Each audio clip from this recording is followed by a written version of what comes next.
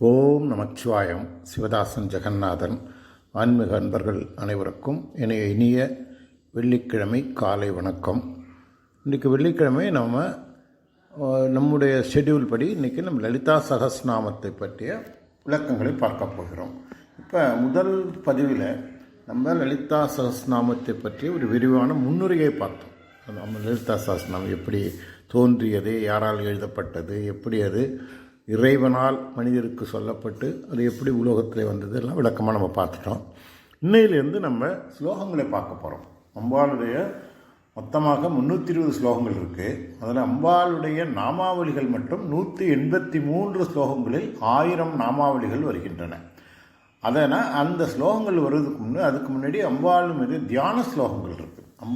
அம்பாளுடைய பெருமையையும் அம்பாளுடைய கருணையையும் அம்பாளுடைய உருவ அழகினையும் விவரித்து சொல்லக்கூடிய தியான ஸ்லோகங்கள். முதல்ல அம்பாளை நம்ம எண்ணத்திலே தியானம் பண்ணணும். தியானம் பண்ணுறதுன்னா நம்முடைய உள்ளத்திலே அம்பாளுடைய அந்த நிர்குணஸ்வரூபமாக இருக்கிற அம்பாள் அந்த உருவத்தை உள்ளத்திலே ஏற்றி வைக்க வேண்டும். இப்போ அம்பாளுக்கு நம்ம வர ஸ்லோகங்களை பார்க்க போகிறோம். அம்பாள் சகுணஸ்வரூபியாகவும் நிர்குணஸ்வரூபியாகவும் ரெண்டுமே அம்பாள் இருக்காங்க. சகுனம்னாக்கா உருவம், ஒரு உருவம் உள்ளது. அந்த உருவம் நம்முடைய முன்னோர்களால், தேவர்களாலும் முனிவர்களாலும் படைக்கப்பட்டது. ஏன்னா அவங்களாம் அம்பாளை நேராக பார்த்தவர்கள். அதை வச்சு அவங்க உருவத்தை நம்ம படைத்தோம். நிர்குண ஸ்வரூபம் அப்படின்னா யாராலும் காண முடியாத, ஆனால் உள்ளத்திலே மட்டும் உணரக்கூடிய ஒரு நிர்குணம், நிர்குணம்னா குணம் இல்லாதது, எந்தவித குணபேதமும் இல்லாத ஒரு நிர்குண சுரூபியாகவும் அம்பாள் இருக்கிறாங்க. அப்போ அந்த நிர்குணஸ்வரூபியான அம்பாளை நம்முடைய மனதிலே ஏற்றி நம்ம தியானம் பண்ணுறோம். அதுக்கு தான் தியான ஸ்லோகங்கள்னு பேர். நிறைய ஸ்லோகங்கள் இருக்குது. தியான ஸ்லோகங்கள் முக்கியமாக 4 ஸ்லோகங்கள் இருக்குது. நம்ம இன்றைக்கி ஒரு மிகவும் ரொம்ப பாப்புலரான ஒரு ஸ்லோகத்தை பார்க்க போகிறோம். ஏன்னா 4 ஸ்லோகங்களையும் பார்த்துக்கிட்டே போனால் அதுக்கு நேரம் இருக்காது. இந்த ஒரு ஸ்லோகம் பல பேருக்கு தெரிஞ்ச ஸ்லோகம். இன்றைக்கி நம்ம அந்த ஸ்லோகத்தை பார்க்க போகிறோம். இந்த ஸ்லோகத்தை முதல்ல சொல்லிடுறேன், கேட்டுங்க. நீங்கள் எல்லாம் கேள்விப்பட்டதாக இருக்கும், தெரிஞ்சதாக இருக்கும், இல்லாட்டி தெரிஞ்சுக்குங்க. இப்போ சிந்தூர அருண விக்கிரகாம் திரிநயனாம் மாணிக்ய மௌலிஸ்புர தாரா நாயக சேகராம் ஸ்மிதமுகி மாபீன வச்சோருகாம் பாணிப்யாம் அலிபூர்ண ரத்ன சசகம் ரக்தோத்பலம் பிப்ரதீம் சௌமியாம் ரத்ன கடஸ்த ரத்த சரணாம் தியாயேத் பரமாம்பிகாம் அப்படின்னா அந்த ஸ்லோகம். இப்போ தியாயேத் பரமாம்பிகாம், தியாயேத் அப்படின்னா நான் வணங்குகிறேன். யாரை? பரமாம்பிகை. பரமாம்பிகைன்னா இந்த பிரபஞ்சத்துக்கே தாயாக இருக்கக்கூடிய, பிரபஞ்சத்துக்கே இறைவியாக இருக்கக்கூடிய அம்பாளை நான் வணங்குகிறேன் அப்படின்னு ஸ்லோகம் முடியுது. அதுதான் தியாயேத் பரமாம்பிகாம். இதில் சொல்லப்பட்ட இந்த எல்லா சொற்களும் அம்பாளுடைய அழகை வர்ணிக்கக்கூடிய ஸ்லோகங்கள் இந்த சொற்களாக இருக்கின்றன. இந்த முதல் ஸ்லோகம் அம்பாளுடைய தியான ஸ்லோகம் அம்பாளுடைய உருவ அழகை வர்ணிக்குது. ஏன்னா அந்த அழகான உருவத்தை நம்ம உள்ளத்திலே ஏற்றிக்கொண்டால்தான் நம்ம ஒரு ப்ரிப்பரேஷன். இது நாளைக்கு நம்ம தொடர்ந்து நம்ம 183 ஸ்லோகங்களையும் 1000 நாமாவளிகளையும் விளக்கமாக பார்க்க போகிறோம். அதுக்கு முன்ன அம்பாளை நம்முடைய உள்ளத்திலே ஏற்றுக்கொள்ள வேண்டும். சரி, அம்பாள் நிர்குண சொருவியாக இருக்கும்போது உருவமே கிடையாது, ஒன்றுமே கிடையாது. அம்பாளுக்கு ஒரு ஸ்தூலமாக, ஒரு சகுனமாக ஒரு உருவம் கொடுத்து அந்த உருவத்தை நம்ம ஏற்றுக்கிறோம். இந்த உருவத்தை தான் இந்த ஸ்லோகம் விளக்குது. சிந்தூர, இது ரொம்ப எளிமையான ஸ்லோகம் தான். இதை நம்ம பிரித்து பார்த்தோம் அப்படின்னா நமக்கு விளக்கம் நல்லா தெரியும்.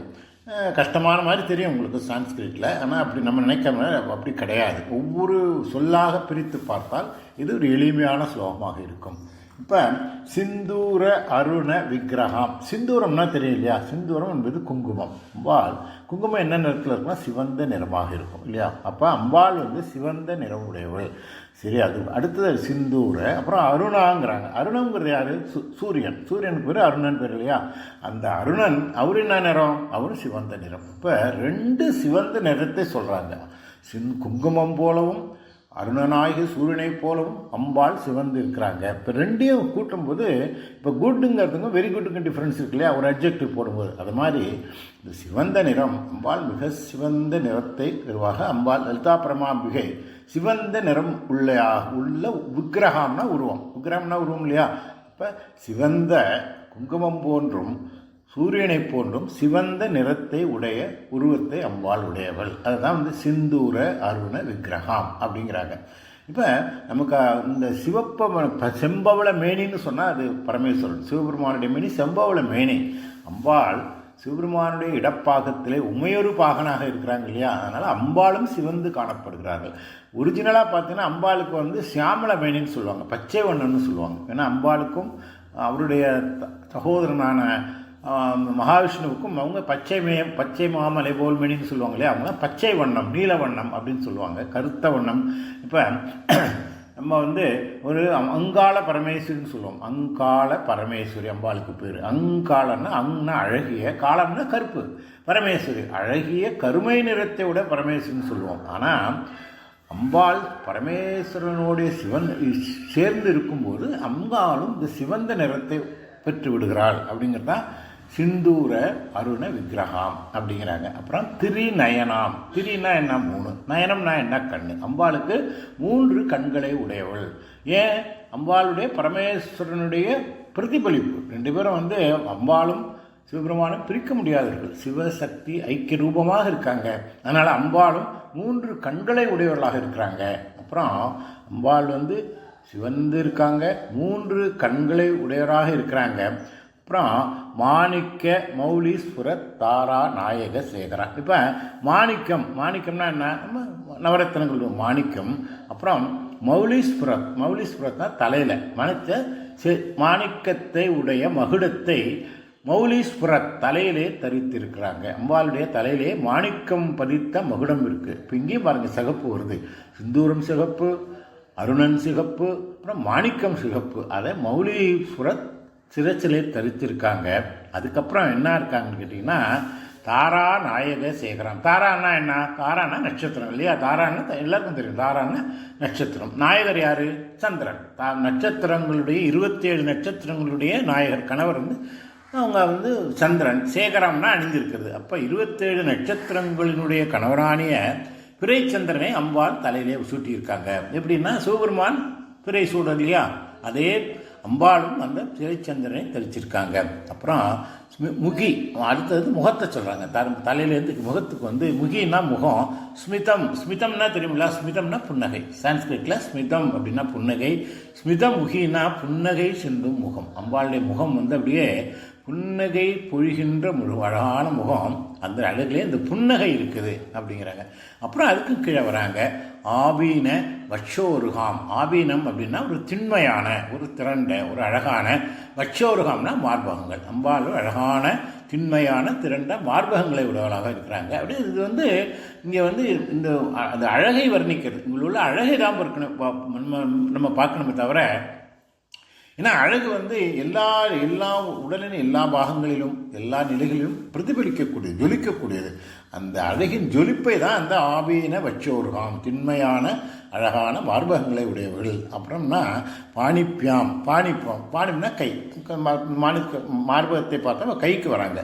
கைகளை பாணிப்பியம்னா கைகளில், பாணிப்பியம்னா கரங்களில், அலிபூர்ண, அலிர்னா தேன், அலிபூர்ணன்னா பூர்ணம்னா நிறைய, அலிபூர்ணம்னா தேன் நிறைந்திய ஒரு பாத்திரம். அது என்ன பாத்திரம்னா ரத்ன சசகம்ங்கிறாங்க. அது ரத்தனம் அப்படின்னா ரத்தனத்தினாலான, சசகம்னா கிண்ணம், ரத்தனத்திலான ஒரு கிண்ணத்தை. இங்கேயும் சிவப்பு வருது பாருங்க. ரத்தனம் மாணிக்கண்ணாங்க, ரத்தனமும் சிவப்பாக தான் இருக்கும். அந்த ரத்தனத்திலான ஒரு கிண்ணத்தை ஏந்தியிருக்காங்க. அப்புறம் ரக்தோத்பலம் பிப்ரதீம். இந்த பலம்னாக்கா மலர்கள். அந்த மலர்கள் எப்படி இருக்குன்னா சிவந்த ரக்தோத்பலம், அதுவும் ரத்தம் போல சிவந்த மலர்கள். ரக்தோத்பலம் அதை கையிலே, பிப்ரதீம் அப்படின்னா கைகளிலே ஏந்தியிருக்காங்க. இப்போ ரக்தோத்பலம் பிப்ரதீம். அப்புறம் சௌமியம்னா என்ன? சௌமியம்னா அழகு. இத்தனை பெருமைகளையும் உடைய, இத்தனை சிறப்பையும் உடைய அழகு புரிந்தியவள் அம்பாள் அப்படின்னு சொல்லிட்டாங்களா. இப்போ வந்து கீழே வராங்க. கீழே வந்தோன்னு பாதங்களை பார்க்குறாங்க. அந்த பாதங்களை வந்து ரத்தன சரணம். ரத்தனன்னா சிவந்த பாதங்கள், எல்லாமே சிவப்பு தாங்க. இந்த ஸ்லோகத்தில் அனைத்தும் சிவப்பு தான். ரத்தன சரணாம், சிவந்த பாதங்களை எங்கே வச்சுருக்காங்கன்னா ரத்தன கடஸ்த. ரத்தனம்னா சிவந்த கடம்னா தெரியும், குடம். அதாவது சிவந்த ரத்தனங்களிலான ஒரு குடத்திலே தன்னுடைய சிவந்த ரத்னம் போன்ற பாதங்களை அம்பாள் வச்சிருக்கிறாங்க. அந்த அப்படிப்பட்ட அம்பாளை தியாயே பரமாம்பிகாம் இத்தனை குணங்களை உடைய அம்பாளை தியாயே தான் வணங்குகிறேன் அப்படின்னு இந்த ஸ்லோகம் சொல்லுது. இப்போ நம்ம வேர்டு பை வேர்டு பார்த்துட்டோம் இல்லையா? அப்போ அம்பாள் குங்குமத்தின் நிறத்தை ஒத்திருக்காங்க, குங்குமம் போல் சிவந்திருக்காங்க. குங்குமம் மட்டும் அல்லங்க, அருணனைப் போல சூரியனைப் போல சிவந்த நிறுவத்தை உருவத்தை உடையவளாக இருக்காங்க.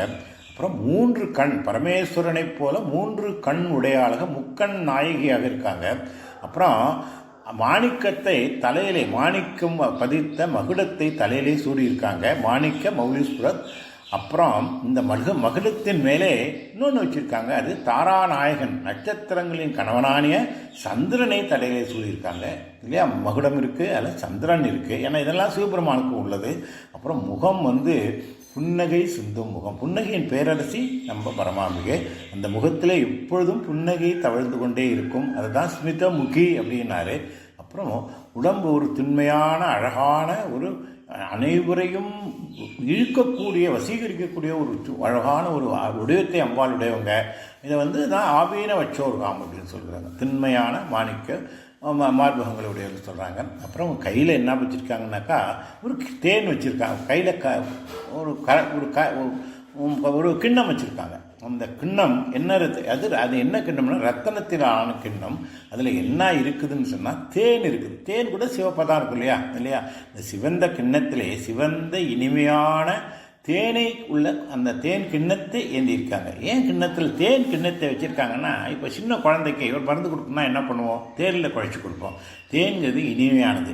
இந்த இனிமையானது எவ்வளவு கசப்பான ஒரு நிகழ்வு இருந்தாலும், இது ஒரு பொருள் இருந்தாலும் அந்த கசப்பை தேன் மாற்றிவிடும். அது மாதிரி அம்பாள் பக்தர்களுடைய அனைத்து துன்பங்களையும் நீக்கிவிட்டு இன்பத்தை மட்டும், சுகத்தை மட்டும், கருணையை மட்டும், வரத்தை மட்டும், அருளை மட்டும் கொடுப்பதற்காக தேனை கையில் வச்சுருக்காங்க.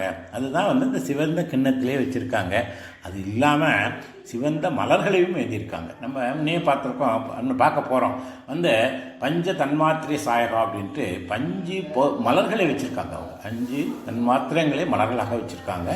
அது மாதிரி சிவந்த மலர்களை எழுதியிருக்காங்க. அப்புறம் அழகின் வடிவமாக இது நம்ம சௌந்தரிய லகரியில் இல்லையா? சௌந்தரிய லகரியில் என்ன சொல்ல, சௌந்தரிய லகரினா அழகின் கடல்னு அர்த்தம். இது சௌந்தரியத்தின் கடல், அழகின் சமுத்திரம்னு அர்த்தம் அம்பாள். அதுதான் சௌந்தரிய லகரியில் ஆதிசங்கரர் சொல்கிறது.